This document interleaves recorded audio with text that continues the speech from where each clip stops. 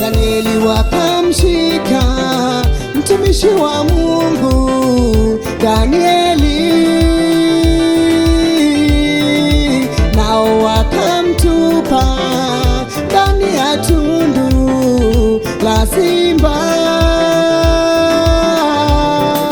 Ndani ya tundu simba ni wengi, tena wenye njaa kali.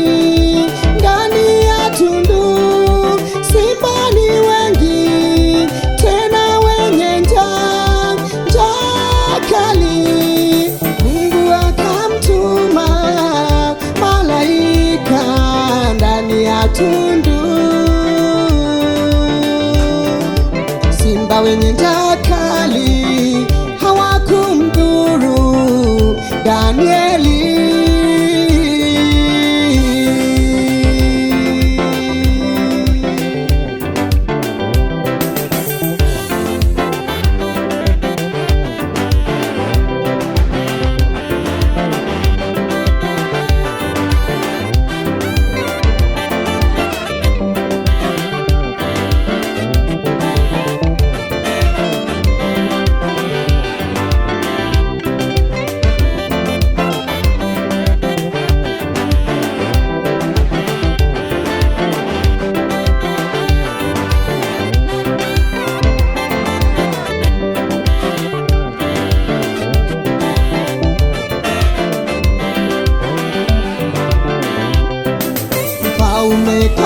Umekamuru waongo wote wake na watoto wao watupwe ndani ya simba wenye njaa kali, watupwe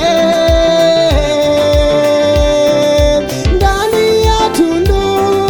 Simba ni wengi, tena wenye njaa kali. Tundu simba ni wengi, tena wenye njaa kali. Wakawavunja mifupa yao, hawakufika chini, wakaangamizwa.